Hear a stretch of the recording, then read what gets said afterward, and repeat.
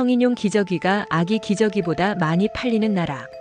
일론 머스크가 한국을 또 언급했습니다. 이번엔 기저귀 이야기입니다. 과장 같지만 숫자를 보면 현실입니다. 출산율 0.75. 3세대만 지나면 인구가 27분의 1로 줄어든다는 충격적 계산. 머스크는 왜 계속 한국을 언급할까요? 오늘은 머스크가 던진 한국 인구 경고의 진짜 의미를 파헤쳐 보겠습니다. 머스크가 다시 한국을 언급한 이유. 테슬라 CEO 일론 머스크는 인류의 미래를 이야기할 때 종종 한국을 예로 듭니다. 이번에도 마찬가지였습니다. 그는 한국가가 잘못된 길로 들어섰다는 신호로 성인용 기저귀가 아기 기저귀보다 더 많이 팔리는 순간을 언급하며 한국은 이미 그 지점을 지났다고 말했습니다. 도발적인 표현입니다. 하지만 숫자를 보면 단순한 과장이 아닙니다. 실제로 한국의 성인용 기저귀 시장은 빠르게 성장하고 있고 아기 기저귀 시장은 급격히 축소되고 있습니다. 2023년 기준 성인용 기저귀 시장 규모는 아기용을 추월했습니다. 머스크는 한국을 비난하려는 게 아닙니다. 한국을 미래의 경고등으로 보고 있는 겁니다. 가장 빠르게 변화를 보여주는 나라, 그래서 다른 나라들이 주목해야 할 사례로 말이죠. 기저귀 비유가 의미하는 것. 기저귀는 단순한 소비재가 아닙니다. 동시에 인구 구조를 보여주는 바로미터입니다.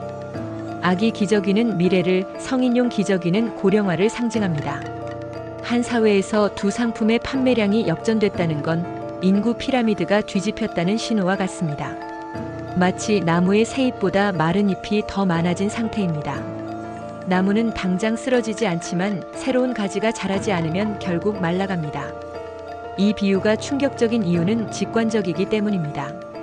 복잡한 통계가 아니라 마트 진열대만 봐도 알 수 있는 현실입니다.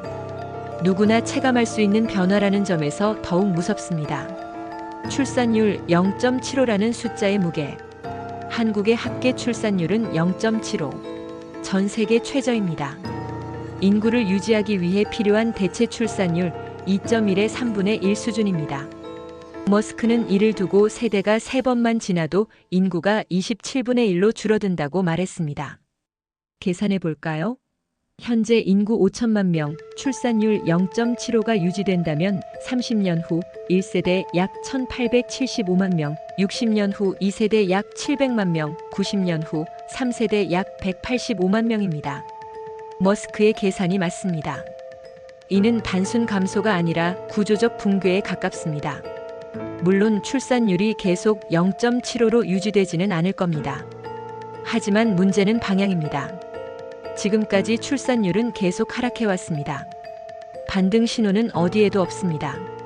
인구는 왜 복리로 줄어드는가? 인구 감소는 선형이 아닙니다. 다음 세대의 부모 수 자체가 줄어들기 때문에 복리처럼 감소합니다. 은행 이자가 마이너스로 계속 쌓이는 것과 같습니다. 예를 들어볼까요? 100만 명이 각각 0.75명씩 낳으면 75만 명. 그 75만 명이 또 0.75명씩 낳으면 56만 명. 감소 속도가 점점 빨라집니다. 처음엔 체감이 약하지만 어느 순간부터는 속도를 감당할 수 없게 됩니다.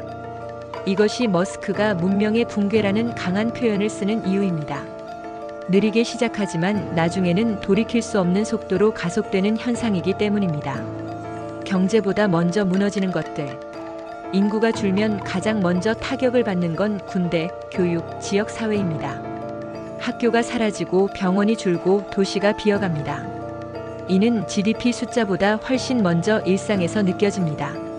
실제로 한국에서는 매년 수백 개의 초등학교가 문을 닫습니다. 군 입영자 수는 급감하고 있습니다. 지방 소도시는 하나둘 소멸 위기에 처했습니다. 이는 집은 멀쩡한데 기초공사가 무너지는 상황과 같습니다. 경제 지표는 당장 큰 변화가 없어 보입니다. 하지만 사회 기반이 조용히 붕괴되고 있습니다. 문제는 이게 눈에 잘 안 보인다는 겁니다. 서서히 진행되기 때문에 위기감을 느끼기 어렵습니다. 출산 장려 정책이 듣지 않는 이유. 한국은 이미 막대한 예산을 출산 장려에 썼습니다. 지난 20년간 약 380조 원. 하지만 효과는 미미했습니다. 아니, 오히려 출산율은 계속 떨어졌습니다. 이유는 단순합니다. 문제는 돈이 아니라 구조입니다. 주거, 노동, 양육, 경쟁 압박이 동시에 얽혀 있습니다. 한 곳만 고친다고 해결되지 않는 연쇄 고장 상태입니다. 아이를 낳으면 100만 원 준다고 해서 사람들이 결정을 바꿀까요? 집값이 10억이고 사교육비가 매달 200만 원 드는 상황에서 100만 원은 의미가 없습니다. 근본적인 시스템이 바뀌지 않으면 출산율은 오르지 않습니다. 머스크가 진짜로 던진 메시지. 머스크의 발언은 한국 비판이 목적이 아닙니다. 그는 인류 전체가 같은 길로 가고 있다는 경고를 던집니다. 한국은 그 변화가 가장 빠르게 나타난 미래의 거울에 가깝습니다. 일본, 이탈리아, 스페인, 중국까지 이미 여러 선진국이 저출산 문제를 겪고 있습니다. 한국은 그 중에서도 가장 극단적이고 빠른 케이스입니다. 다른 나라들이 곧 마주할 현실을 먼저 보여주고 있는 셈입니다. 머스크는 테슬라 CEO이자 스페이스X 창업자입니다. 그의 궁극적 목표는 인류를 다행성 종족으로 만드는 것입니다. 인구 감소는 그의 비전의 정면으로 배치됩니다. 그래서 계속 경고하는 겁니다. 이미 시작된 선택의 시간. 여러분, 이제 질문은 출산율을 올릴 수 있을까?가 아닙니다.